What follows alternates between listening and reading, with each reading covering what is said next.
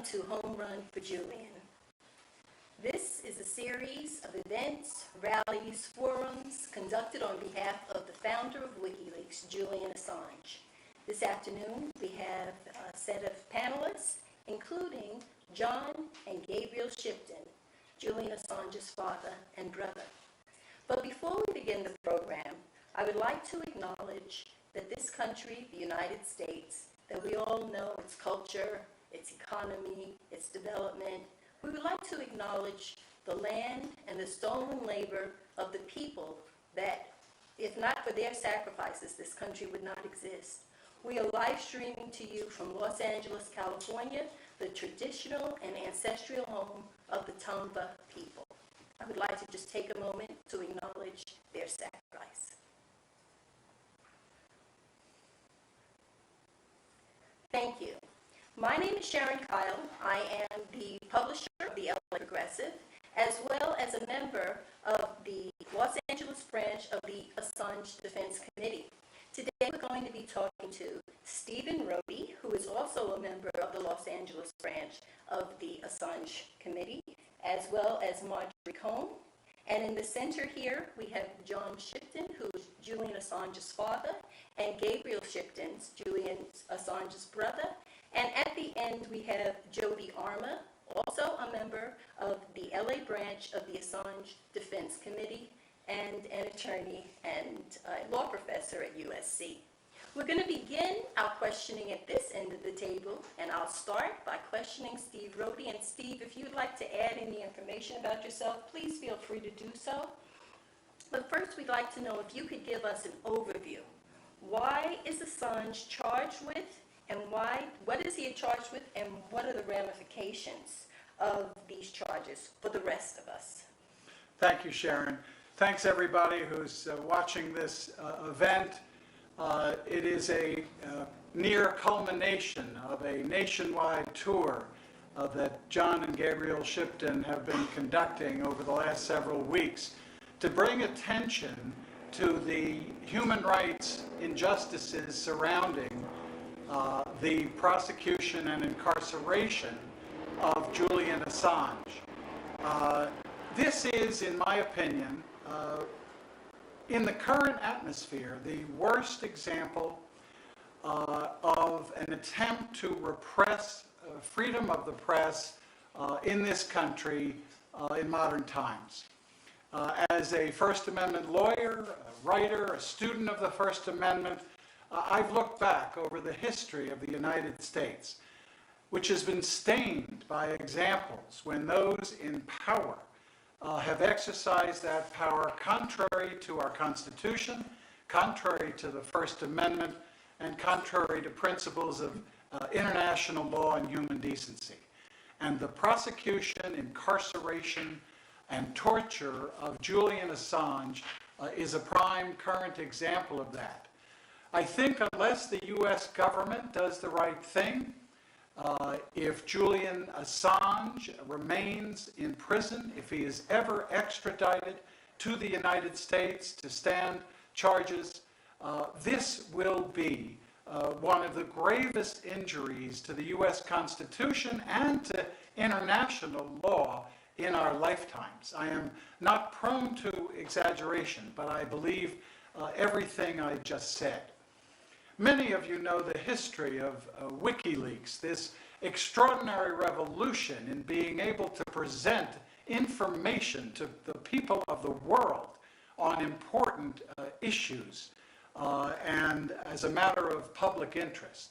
Julian Assange, as the founder of WikiLeaks, launched an amazing public service which has exposed wrongdoing and corruption across the world. But when he tackled with the United States of America in 2010, in releasing leaked documents regarding U.S. war crimes, and perhaps most brutally, a video that had become known now as collateral murder, showing the actual footage of U.S. helicopters killing innocent people. The U.S. took notice of Julian Assange. In the Obama administration, they considered indicting Julian Assange under the U.S. Espionage Act of 1917. This is an ominous law passed during the early Red Scare in the United States. It is on the books in an effort to purportedly punish spies and other figures. But it is so broad, and as it's been used in the Assange case, it is so dangerous in sweeping within its provisions the indictment, in this case, of a world-renowned journalist. The Obama administration thought twice. They faced what is known now as the New York Times problem. If we indict Julian Assange as a publisher and a released information, how can we not indict the New York Times and other publishers and journalists who release leaked information as part and parcel of their national security coverage? Consequently, the Obama administration did not indict Julian Assange. Then we moved into the Trump era, and the Trump Department of Justice did indict Julian Assange, eventually on 17 counts under the Espionage Act and 1 count under a computer hacking charge. Today, Julian Assange faces 175 years in prison. I've spoken and organized a campaign for the release of Julian Assange for years now, but I've never done it sitting at a table with his loved ones, his father John and his brother Gabriel. It almost catches in my throat to describe the potential punishment that Julian Assange faces, and to say those words in your presence, John and Gabriel, because it has never been more stark, it has never been more ominous to think that the son and brother of these two men faces those kinds of charges. The U.S. government moved to extradite Julian Assange, who had for years sought safe haven in the Ecuadorian embassy. But through a change of government and policy, he was expelled, and on the steps of the Ecuadorian embassy, he was seized by British police and incarcerated in the Belmarsh legendary, horrible prison, where he remains to the moment that you are hearing my voice.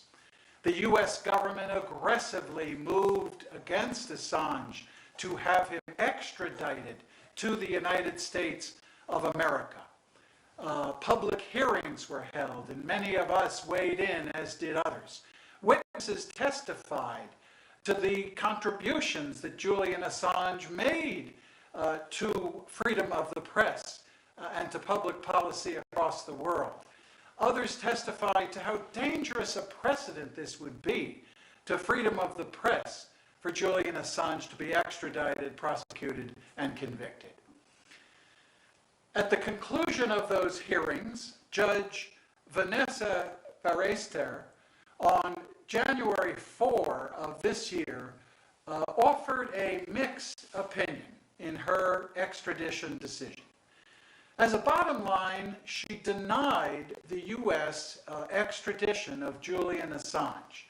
She did so on humanitarian grounds that the risk of, and again, I pause to say this in John and Gabriel's presence, the risk of Julian's suicide was documented and too great to justify extraditing him to the United States. On those limited grounds, she denied extradition. However, she went out of her way in the rest of her written opinion to deny Julian and his lawyers defenses based on the public offense exception to extradition that exists under British law, which says that political figures cannot be extradited for political reasons. And if you ever saw a prosecution more political in its motivation, it is the Assange prosecution. She denied his lawyer's arguments that that extradition would pose a risk to freedom of the press.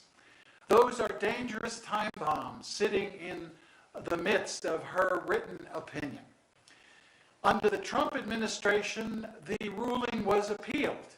And unfortunately, in the early days of the Joe Biden administration, currently the Department of Justice is pursuing the appeal from the denial of extradition of Julian Assange. This is an outrage from an administration that purports to hold progressive values that are dedicated to the Constitution and the Bill of Rights. And when we come to a call of action at the end of this program, we'll be calling on you to reach out to the Department of Justice, to reach out to the Biden administration and to all of your elected officials. This is the time to drop the prosecution and persecution of Julian Assange. Accept the ruling that he should not be extradited. Let that case rest. Let him be released.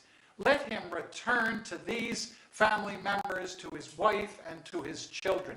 Let him try to restore his health and his life. That is what the demands of human rights call for. That's what the demands of the U.S. Constitution call for. And I hope every one of you is committed to that goal. Thank you very much. Thank you, Steve.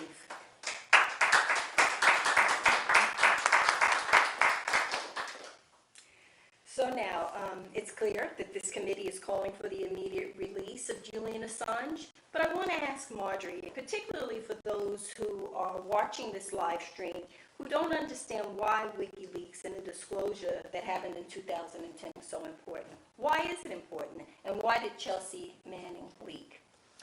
Yes, and I first want to echo Steve's comments about what an honor it is to be sitting here with the brother and father of Julian Assange, and my heart goes out to you and your family for what you have gone through, and particularly what Julian has gone through. And I am a retired law professor, former president of the National Lawyers Guild, and very proud to be working with the Julian Defense, Assange Defense Committee.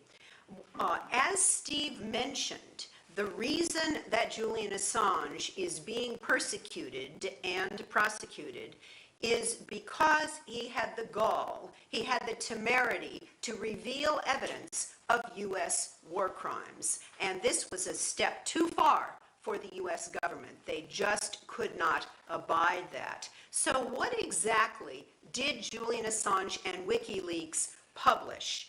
Well, they published 90,000 reports about the war in Afghanistan. They're called the Afghan War Logs, and they documented a greater number of civilian casualties by coalition forces than the U.S. military had reported. In addition, WikiLeaks published nearly 400,000 field reports about the Iraq War, more than 15,000 unreported deaths of Iraqi civilians, and the systematic murder, torture, and rape by the Iraqi army and authorities that were ignored by U.S. forces. WikiLeaks also published the Guantanamo Files, 779 secret reports containing evidence of the U.S. government's abuse of approximately 800 men and boys, ages 14 to 89, in violation of the Geneva Conventions and the Convention Against Torture and other cruel, inhuman, or degrading treatment or punishment. But perhaps the most notorious release, which Steve referred to, was the 2007 collateral murder video, which depicts a U.S. Army Apache helicopter target and fire on unarmed civilians in Baghdad. At least 18 civilians were killed, including 2 Reuters reporters and a man who came to the rescue of the wounded. 2 children were injured, and a U.S. Army tank drove over one of the bodies, severing it in two. These actions are evidence of 3 separate war crimes under the Geneva Conventions.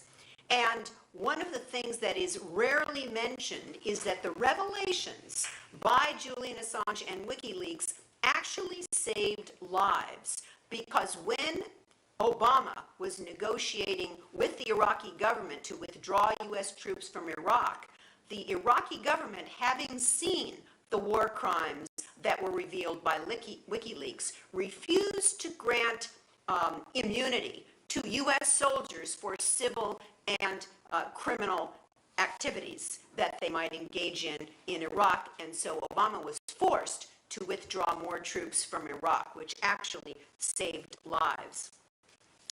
Now, Chelsea Manning, of course, revealed this evidence to WikiLeaks in 2010, and she was frustrated by her inability to convince her chain of command to investigate the collateral murder video and what she referred to as war porn. She was troubled by the soldiers in the collateral murder video who referred to their targets as dead bastards. She thought that these revelations could spark a domestic debate on the role of the military and U.S. foreign policy in Iraq and Afghanistan and its effects on the people living there. Now, if publication of national security secrets violates the Espionage Act, we would not know about governmental misconduct in the so-called War on Terror. The Washington Post's expose of the CIA black sites, the torture and abuse of prisoners in Afghanistan and Iraq that the New Yorker and 60 Minutes too disclosed, and the warrantless surveillance program revealed by the New York Times. As Noam Chomsky, who is one of the co-chairs of the National Assange Defense Committee, pointed out, the government always invokes national security when it doesn't want people to know what they're doing in their name. And he added that national security really means the security of the state against its own citizens. So I join with Steve and the other people on this panel and people all over the world in calling for the immediate dismissal of the appeal by the U.S. government of the denial of extradition and the immediate release of Julian Assange. Thank you.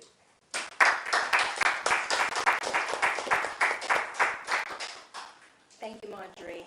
So now we're going to go on and talk a little bit to Professor Jody Armour, who is seated at the other end of the table, and I just want people to understand we're not skipping over John and Gabriel. They're going to give us their impression of this tour of the United States. They've been touring for about a month now, over a dozen cities, and so we're going to be talking a little bit about that. But before we do, I wanted to ask Jody, if extradited to the United States, Assange faces potential life sentence, effectively solitary confinement in a supermax prison. Can you put Assange's perspective in context of how the U.S. treats political dissidents? Yeah, well, torture is what Amnesty International calls solitary confinement for over a very limited period of time, a matter of days. And so you have people who are now in torturous conditions, literally, not figuratively, and they're being tortured for not doing anything that the New York Times wouldn't or couldn't or shouldn't have done under similar circumstances.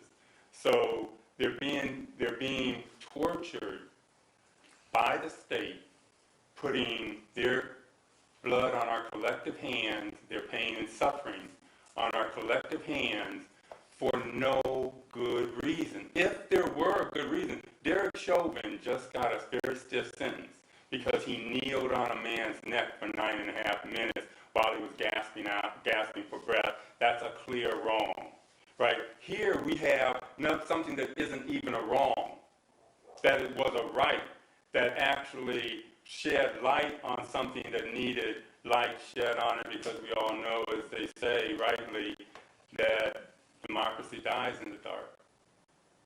Justice dies in the dark.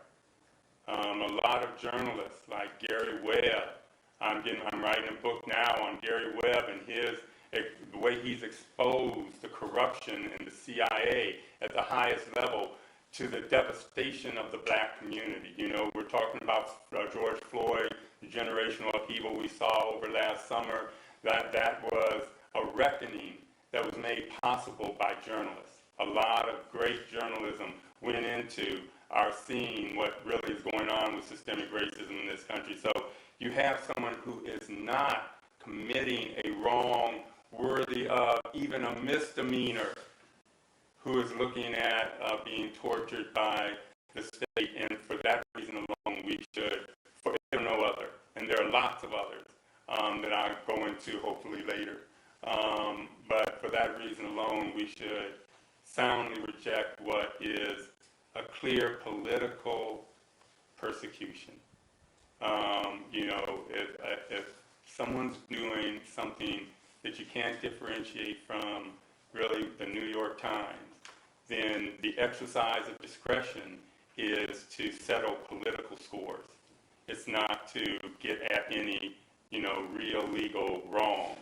And unless we have a common truth, we can't have a common purpose, and our common truth is going to come from our journalists, from our fearless journalists, and this is going to have a chilling effect on journalists. You know, you can even look at someone like Darnella Frazier, who recorded Derek Chauvin. That's a kind of street-level journalist, right? The government can come in and has gone after some of our street-level journalists. This can have a chilling effect that runs broad, and it's very disturbing, and we need to do something to lift up Julian Assange's name in the way it needs to be lifted up, and resist this injustice.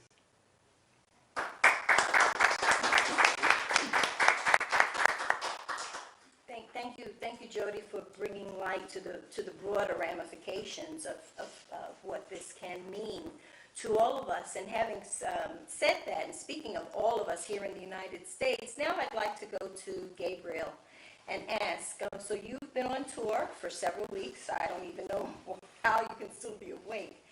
I'd like to know, what is your impression of the United States and how well you've been received? Tell us about some of those experiences on this tour and why you thought it was important to come here. We've been here since the beginning of June. I think we've been to 15 cities across the country. We started off in Miami and then did a bit of the East Coast with New York, Boston, Philadelphia, Washington DC, and then we made our way west through Columbus, Milwaukee, Chicago, Minneapolis, St. Paul, Denver, and Oakland. I think I got them all. Oakland, and then down here to LA, and then we're going to finish off, with all the momentum we built up in DC. We're heading there tomorrow.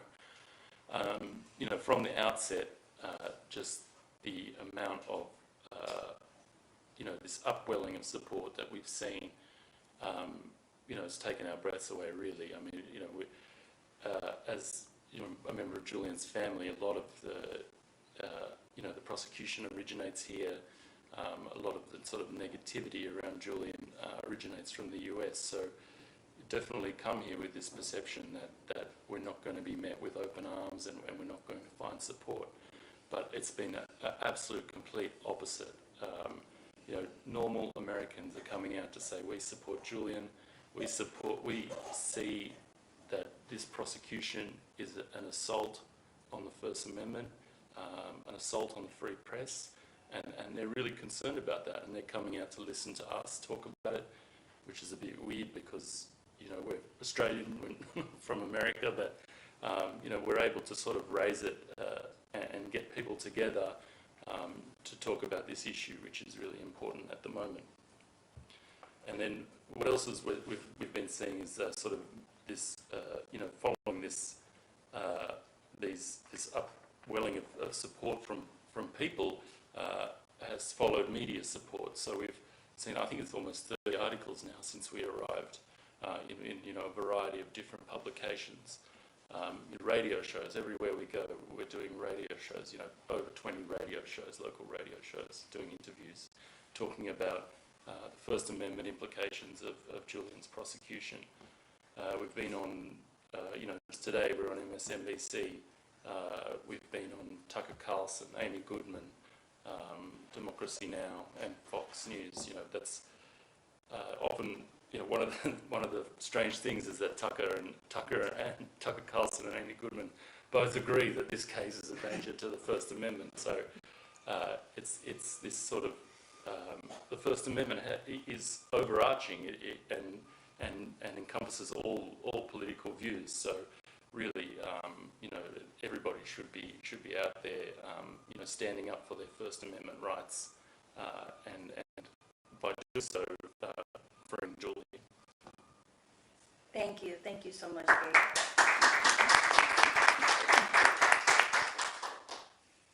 So John, as a parent, I can't even imagine how difficult this is for you. Could you tell us a little bit about how Julian is doing right now? Well, these tours, this is our fifth one. This is the biggest one. Reporting back, many friends of Julian's who have visited him in the embassy over the years have housed us, have made themselves known. Yesterday, Mia, missing in action, pop star, called by and said hello. She's a friend of Julian's. So that circumstance has repeated itself many times over.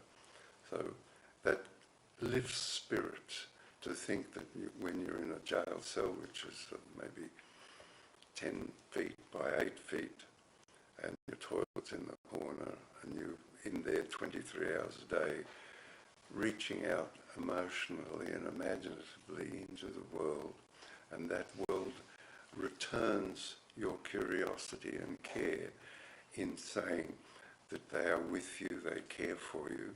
This lifts the spirit and keeps you alive, as you can imagine. Just some general comments that I could divide into three, so that the other speakers may be stimulated or interested in. Julian moves towards his 13th year in arbitrary detention, 3rd year in the Belmarsh maximum security prison.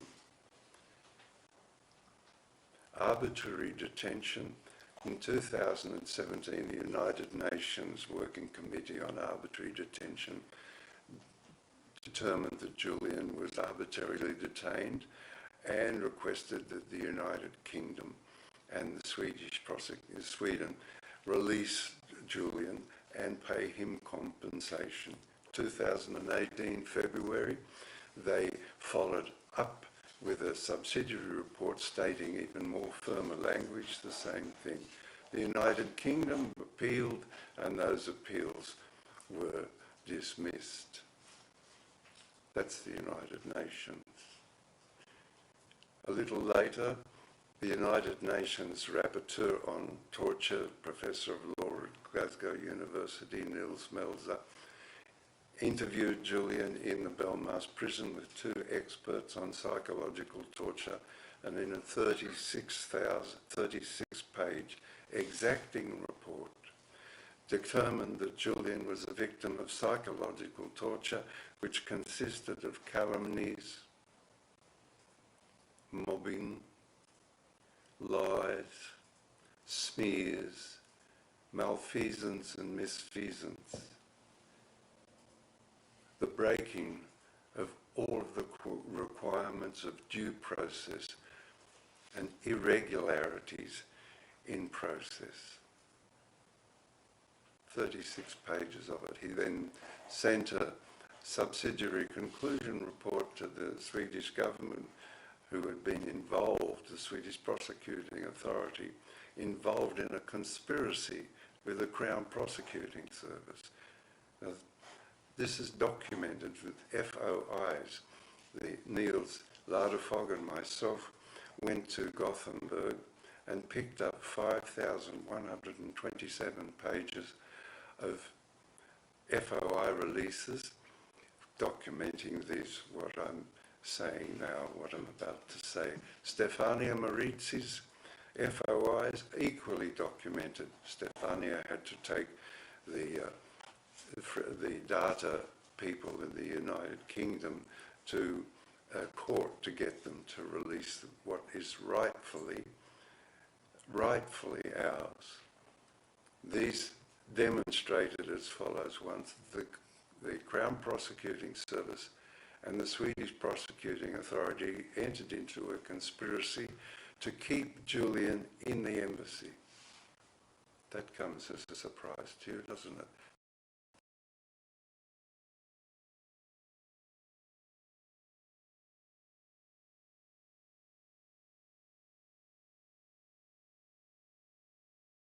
Simple extradition, you know. You're not getting cold feet, are you? It is our strong advice that you don't come to London and interview Julian or use the facilities of video to interview Julian under strict Swedish laws, but wait until until Julian's removed from the United Kingdom into Sweden. Documented, all of it. So the removal of Julian from the embassy contravened the laws and conventions of asylum which were established in 1958 and ratified by the United Nations General Assembly in 1973. Human rights legislation. In 1948, under the chairmanship of Eleanor Roosevelt, the Universal Declaration of Human Rights was made. The establishment of the United Nations after the horrors of the Second World War and the First World War, established in order that states may negotiate their interests with each other through law, through a body of law which enabled interests to be negotiated and accommodated. The invasion of Iraq was what we now know as an illegal war.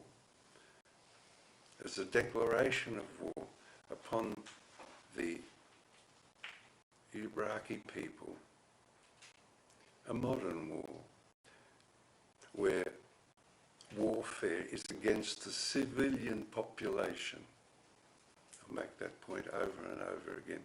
The warfare was against the civilian population, infrastructure bombed, electricity stations bombed, 365 women and children destroyed in a single blow by a tomahawk, cruise missile aimed at the doorway of the bomb shelter. On and on it goes. Brown University released a report that the actions of the United States and its allies in the Middle East had created 36 million people seeking refugees.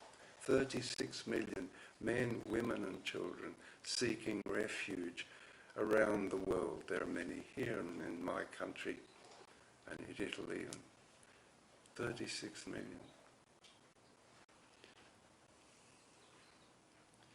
An Australian researcher, academic at Melbourne University, specialising in excess deaths calculations, Gideon Polya, calculates that 6 million excess deaths in the 20 years from the invasion of Iraq until his book was published last year. Equally, we have the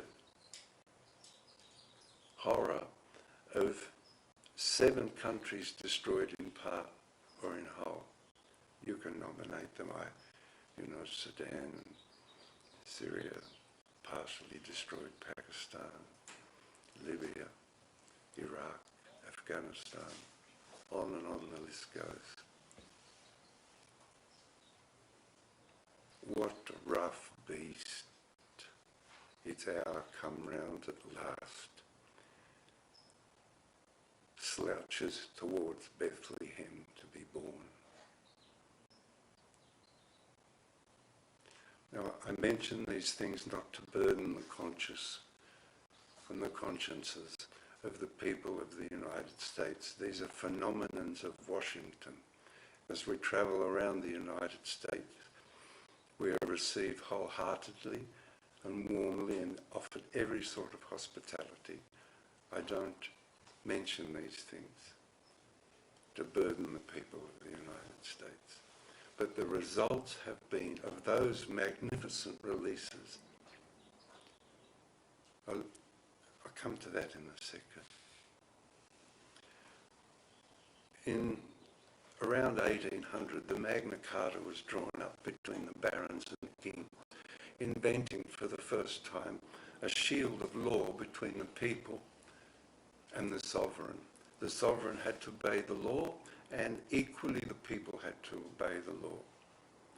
In 1793, as a precipitate of that and a deep understanding of Jefferson and others, they placed the Bill of Rights and that magnificent thing, the First Amendment, into the Constitution of the United States, enabling us, people of the United States and my country, to envy or get a deeper understanding that there's only one way, one road to freedom, and that's through knowledge.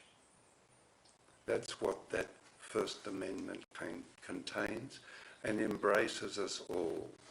As a mother hen gathers its chickens underneath it, such is the quality of the First Amendment, a magnificent artifact of Western civilization. Next, those revelations that were brought to us by Chelsea Manning and WikiLeaks, the results have brought about, it's a very big thing to turn around a country as large and as powerful and as rich as the United States. It's no easy matter, but it's happened. Afghanistan, they're leaving. The never-ending wars are ending. Iraq, they're out of there, as Marilyn just showed us. Guantanamo Bay, it's being closed. Every person now is trying to, in Washington, is trying to close it, to work out a way to close it without bringing more shame onto the United States. That only has come about, in my view, as a phenomenon of enculturation rising up through the people of the United States as the knowledge of the actions of Washington percolates up and then precipitates down to cause Washington to reconsider its actions in one way or another without losing a sense of authority in the world or amongst its people. That's the blessings that those revelations brought to us by Chelsea Manning, who, if I could say so, I hold as an icon, the same way as one would hold Joan d'Arc, a historical figure of phenomenal importance, bringing to us those revelations which have managed to close a chapter in only 10 years of Washington's aggressions. And the last comment. The disgrace that the Department of Justice has brought to the administration of law in the United States over the manipulations of evidence and forcing the United Kingdom and the Swedish prosecuting authority.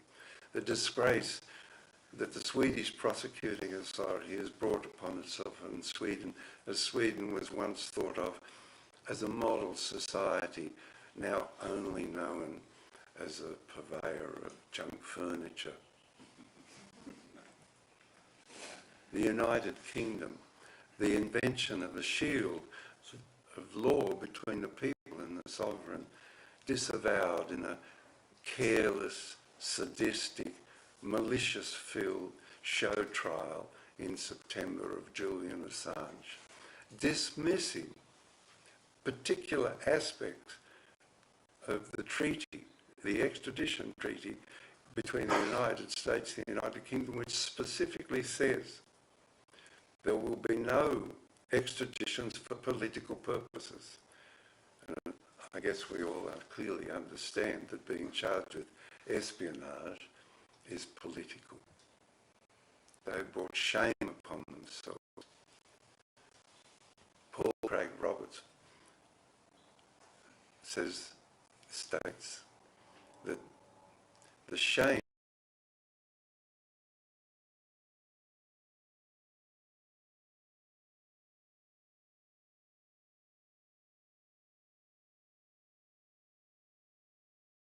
available. I don't think it is, but he's an American of great moment, so I just offer that.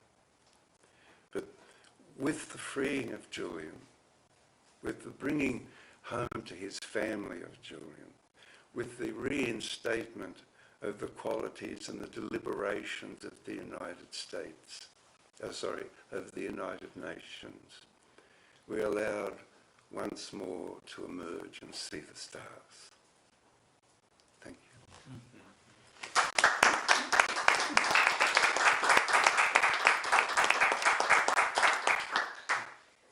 Thank you, John. At one point you said that you're not sharing this with us to burden our consciousness, but I think that we should all feel a sense of burden. What's happening to Julian Assange is the responsibility for all of us to take action, not just independent media, not just mainstream media, not just people that are in the media. Everyone should pay attention to what is happening here and take action.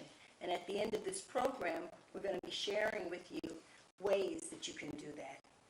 Before we get to that, I want to get back to Stephen Rohde and ask Stephen, just this week, and as a matter of fact, a couple of days ago, one of the U.S. government's main witnesses has admitted to outright lying about Julian Assange, now confessing that Assange never directed him to hack computers, never directed him to illegally get into websites. What could this mean for Assange's legal case? Thank you. And before I explain that, the apple doesn't fall far from the tree, John. Really. It is no mystery that the intelligence, the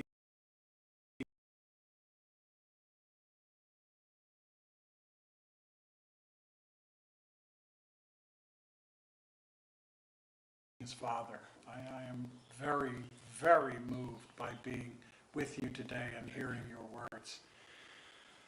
It wasn't enough for the government to try to indict Julian Assange on these espionage charges, almost sensing a weakness in that aspect of their case. They added one charge of computer hacking.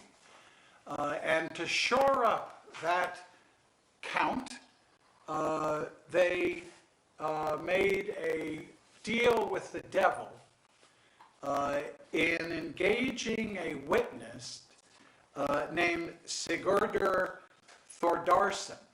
And this is only a breaking news story of the last few days. I don't blame you if you're not familiar, but as a point of this program, please look up Mr. Thordarson. He has now admitted that as a witness for the United States government in the extradition proceedings in England, he lied about his testimony that were used to place the WikiLeaks founder, Julian Assange, behind bars. In a international interview and story, which has just been published at Tundin, T-U-N-D-I-N, Thordarson admitted that the Department of Justice and the FBI gave him immunity from other crimes if he would help them set up Julian Assange. This is a dark and corrupt figure when you begin to learn about Mr. Thordarson. He had volunteered to work at WikiLeaks in 2010, insinuating himself into the organization. But it was later discovered that he had embezzled more than $50,000 from WikiLeaks during his time there. He regularly name-dropped WikiLeaks and made it appear that his role within the organization was more important than it actually was, according to these press reports. And he was contacted by federal agents with the United States government who gave him immunity for a variety of other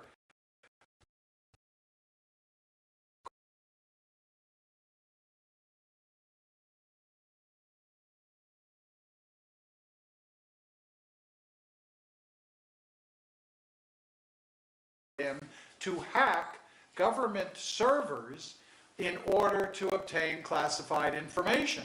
This worked very nicely into the government's theory of Julian Assange's alleged hacking with Chelsea Manning.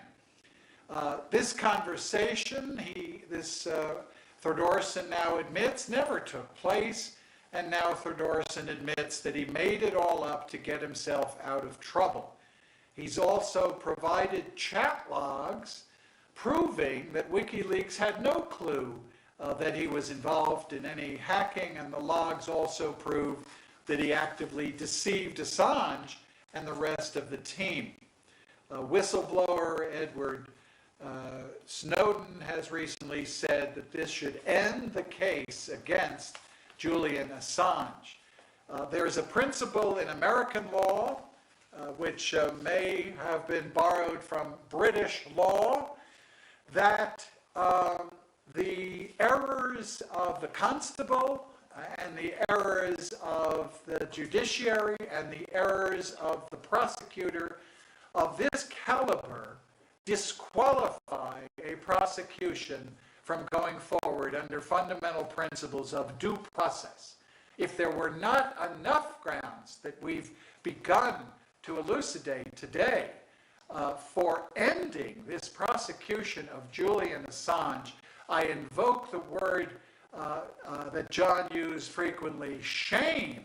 Shame on the United States government if you do not step forward, admit that you were in bed and made an immunity deal with this witness, solicited his lies and used them against Julian Assange. And the shame should reach the British court, which should immediately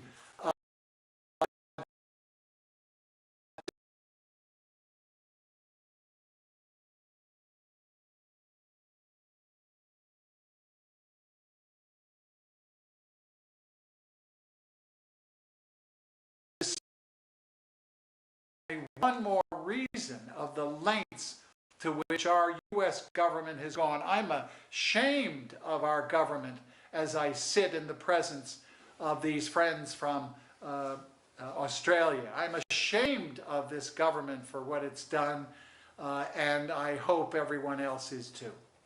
Thank you, Steve. Thank you, Steve. So, Marjorie, so let's talk about the appeals process. Can you discuss the appeals process with us, and then go on and talk a little bit about the extradition hearing in London? Yes, I just want to first follow up on what Steve was saying, this is the first time the U.S. government has prosecuted a journalist for revealing classified information. And so the U.S. government tried to show with this hacking charge that, well, Julian Assange is not really a journalist, he's a hacker, so that they could get around this problem, this New York Times problem, because Julian Assange and WikiLeaks did the same thing that the New York Times, the Washington Post, Der Spiegel, Le Monde, etc. did. And so they had to distinguish Julian Assange from journalism and call him a hacker. And with this recantation of this witness and admitting that he lied, that really drives a huge hole in the U.S. government's attempt to characterize Julian Assange as a hacker. In terms of the appeals, the U.S. government is appealing the judge's denial of extradition. And this is not an automatic appeal that will be heard by the higher appellate courts in Britain. This is discretionary, which means that the High Court and the Supreme Court in Britain have the discretion whether or not to even hear the appeal.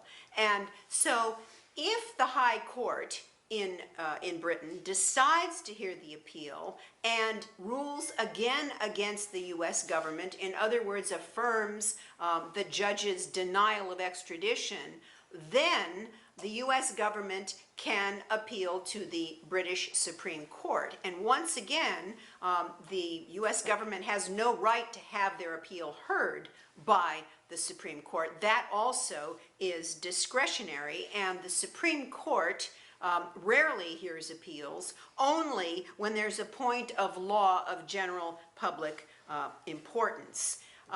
So then, on a parallel track, we have the U.S. government, well, if the Supreme Court, the High Court and or the Supreme Court of Britain reverse the judge's decision and rule for the U.S. government, then Julian Assange has a right to appeal to the European Court of Human Rights, which is a regional court which protects the right of freedom of expression and prohibits torture, as has been stated here. Julian Assange has been subjected to torture for many years, psychological torture and solitary confinement, which amounts to torture. Arbitrary and unlawful detention, and discrimination in the enjoyment of the rights and freedoms protected by the European Court of Human Rights. This is not really an appeal from the Supreme Court of Britain. It's a parallel appeal, and again, it's discretionary. The European Court of Human Rights does not have the obligation to even hear the appeal. Now, in terms of the extradition hearing, witness after witness got up and testified about the threat to journalism, the threat to the First Amendment, the chilling effect that the prosecution of Julian Assange will have on national security journalism, investigative journalism. And so it's really important to understand that this case is much bigger than Julian Assange and WikiLeaks. It impacts all of journalism. It impacts the American public's right to know. And the journalists are a surrogate for the people. And there can be no democracy if there is no information. And also witness after witness testified, professionals, people who were familiar with the prison system in the United States, about what would happen if Julian Assange was extradited to the United States to be tried on this indictment. He would be housed in a top security prison where he would be subjected to solitary confinement for 23 hours a day, and special administrative measures, sometimes they're called SAMs, which are onerous conditions where he would be held in virtual isolation. And this, given his fragile emotional health, as a result of the years of psychological torture that he has undergone, would make him very vulnerable to suicide. And it's very important to note that the judge in Britain while she did not dispute the U.S. government's arguments that, well, this is not really a question of the First Amendment and the right to journalists to do their job, she indicted the U.S. prison system. Her opinion is an incredible indictment of the U.S. prison system's inability to protect a prisoner like Julian Assange from committing suicide. So that's why Steve was talking about it as a mixed bag. Now, what the U.S. government will do if it is successful in overturning the British judge's denial of extradition and bringing him to the United States is to try him in the Eastern District of Virginia, the most conservative federal court in the country. That's where the so-called war on terror cases were prosecuted. And that and the tremendous media blitz from the corporate media, which will invariably come after Julian Assange, will make it very, very difficult, if not impossible, for Julian Assange to get a fair trial. So there are many, many reasons why this appeal should be dismissed by the Biden administration. And Joe Biden, who linked his coattails to Obama throughout the campaign, the presidential campaign, Barack and I this, Barack and I that. Well, Barack Obama, who prosecuted more whistleblowers under the Espionage Act than all other prior presidents combined, did not indict Julian Assange because of the New York Times problem. And so we need to remind Joe Biden about his buddy Barack and what Barack did or didn't do, which was to refrain from indicting Julian Assange under the Espionage Act.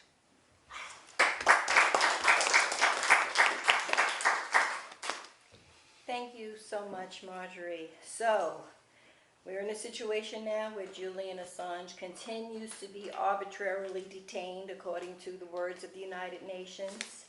And if the United States is successful, though, what we're looking at is Julian Assange coming to the United States and facing the U.S. prison system. So, Jody, I want to talk to you a bit about the U.S. prison system.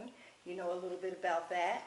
What do you think this says about the U.S. prison system that the request for extradition was denied? Yeah, it's a damning indictment, and just before we get to that, I can't help but respond to some of the remarks we've already heard and again amplify what an injustice this is. I don't think a lot of Americans recognize what a gross injustice this is, but when you have people from Amy Goodman to Tucker Carlson stepping back and saying, you know, from giving our very different political druthers, this doesn't smell right. When you have people characterizing someone as a hacker to try to solve the New York Times problem because it's not soluble, really. It's right. So you're going to reach. I feel bad as a law professor because I'm trying to tell my students there's such a thing in this country as the rule of law. Right, but the rule of law would mean some constraints and limitations that wouldn't allow this to happen. It seems like you can exercise your discretion in flagrant disregard of the rule of law to, you know, make political hay because some uncomfortable truths about you were revealed. Rather than addressing those uncomfortable truths, let's do something with the messenger. And so something we're doing, and that's what you get us to next, is we're going to put them in a situation where we're going to intentionally inflict upon them as much pain and suffering as possible. Because that's what solitary is. My dad was sentenced to 22 to 55 for possession and sale of marijuana. I used to go down to the prison and look in some of he was in general population, but I'd go over there and look at some of the segregated units. And now as a law professor, I take my students into some of the segregated units. And we should be collectively disgraced, ashamed, and not tolerating this for anyone, especially not tolerating this for a person like Julian Assange, who has really rendered a very valuable service to us as a nation, to us as a planet, and internationally.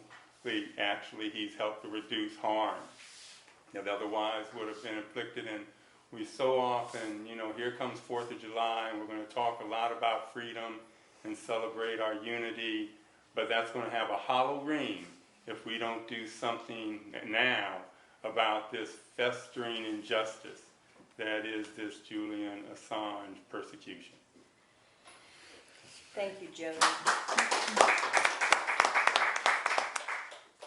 Now I wanted to turn back to the Shiptons as we conclude this panel session. I would like to get a sense, and either one of you can talk about this, of your sense of our new Attorney General Merrick Garland. Do you have a sense of how he's looking at this case? Yeah, I'll start off maybe. So I think, since we've been here, there's been a bit of a, some encouraging things happening within the DOJ. So Merrick Garland, these Trump-era subpoenas of journalists' records of their emails that were targeting people from the New York Times and CNN. Merrick Garland has started to pull those back and to stop that action from within the DOJ. So that's very encouraging that they're looking at these Trump-era prosecutions against journalists and winding those back. We've also seen, Reality Winner is now out on good behaviour. So that's happened since we arrived here at the beginning of June. That's very encouraging as well. There are some other things like that John can talk about the Computer Abuse and Fraud Act and how that's been constrained. It's been made less broad that's from the Supreme Court. So there are all these actions that we're seeing from the DOJ where there is more consideration being put into freedom of the press. So we're hoping, I think, that we're encouraged by that and all this upwelling of support that we've seen, all this media, all feeds into that, feeds into the consciousness of the DOJ as well. Another phenomena that we've been seeing over the past 6 months is that, as the State Department sort of confronts these overseas, the sort of authoritarian states around the world, they're all faced with they have Julian Assange thrown back at them. So, we've seen the Russian ambassador to the UK when he was questioned about Navalny and his treatment. He said, well, what about Assange? You've got a publisher locked up just down the road. How can you confront us on Navalny? When China's being confronted on their human rights and press freedoms, the Chinese Foreign Affairs spokesman said, who are you to talk? Look what you're doing to Assange. You've got a publisher locked in prison. Aliyev, who's the totalitarian leader of Azerbaijan, he was questioned, on his record on press freedoms. He's locked up journalists, he tortures journalists, and he was questioned about his record, and he said, well, who are you to ask me about my record when look what you're doing to a publisher and a journalist back in England. So I think all these things, they add up to make it, very, very much easier for the Biden administration and for Merrick Garland to just let this prosecution go. They can, the United States can sort of reclaim the moral high ground, and they can start, walking the walk as well as talking the talk when it comes to press freedom. So I think, we will see. There is a change happening, and there is this momentum that we've partly built up along with the people who we've met along the way that is going to make a difference. Thank you, Gabriel. And So I'd like to leave the final remarks to you, John, before we move on and ask people to take action. Oh, I just will be brief. Just that James Goodall, who is the attorney for the New York Times back in Pentagon Papers days, the first one to recognise, he said very crisply and firmly, this is a global problem. And with that in mind, just briefly, the Bundestag, the German parliament, has a cross-party group of Assange supporters. 29 cities, whenever they can, in Germany, hold vigils for Julian. The United Kingdom Parliament has a group of 21 cross-party, and they'll be this week sometime going to stand outside the Belmarsh prison insisting that parliamentarians are able to go and interview Julian. The government has so far, for going on 3 years, refusing. In Australia, there's a cross-party group. There's 227 parliamentarians of both houses together in Australia. There's 26 formally in the Assange support group, and it includes the current Deputy Prime Minister.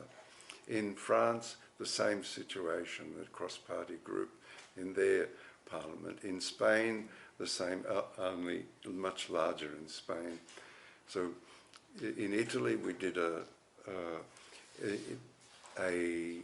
interview into Italy just 2 days ago into the Defence Committee. Italy has been very helpful in getting the Council of Europe to make a declaration of support for Julian, a declaration of support for journalists generally.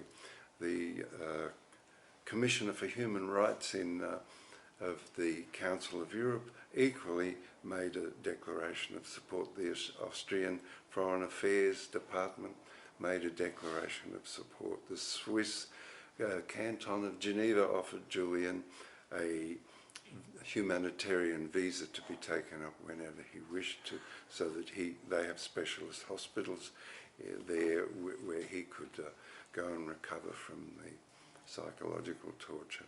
So you see, it's Lula, the president of Brazil, greets me as a friend in Geneva and said, let me know if I can help. Dilma Rousseff sends me a message, I'm an ally, you can count on me. Obrador, the president of Mexico, makes very firm declaration of support. So we're not by ourselves, it's a worldwide phenomenon, and don't feel alone in this, because it's a massive movement.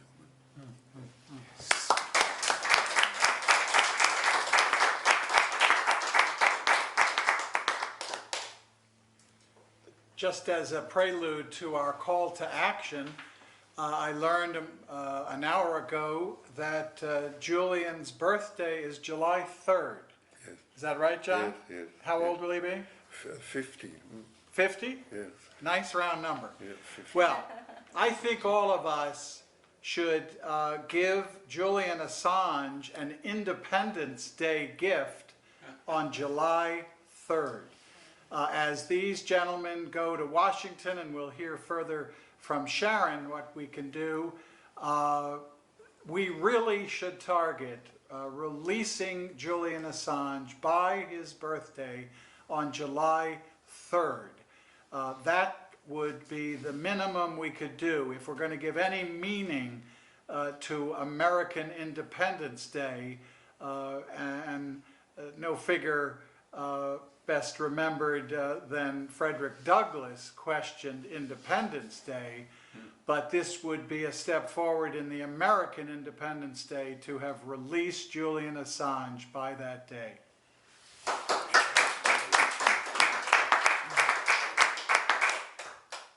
So thank you for being with us. This event was organized by the Assange Defense Committee. One of the things you can do, oh, by the way, we are a project of the Courage Foundation. And so one of the things that you can do is go to the Assange Defense, that's ASSANGEDEFENSE.org, and there are plenty of opportunities there to get involved. In addition, for our in-person events, we handed out postcards, and I don't know if anybody can get a close-up of this, but I can read what it says. These postcards are written to Attorney General Merrick Garland, U.S. Department of Justice, 950 Pennsylvania Avenue Northwest, Washington, D.C. 20530-001. And all we're asking of Attorney General Merrick Garland is to drop the extradition charges. Exposing crimes isn't a crime. Drop the charges against Julian Assange. Thank you for joining us.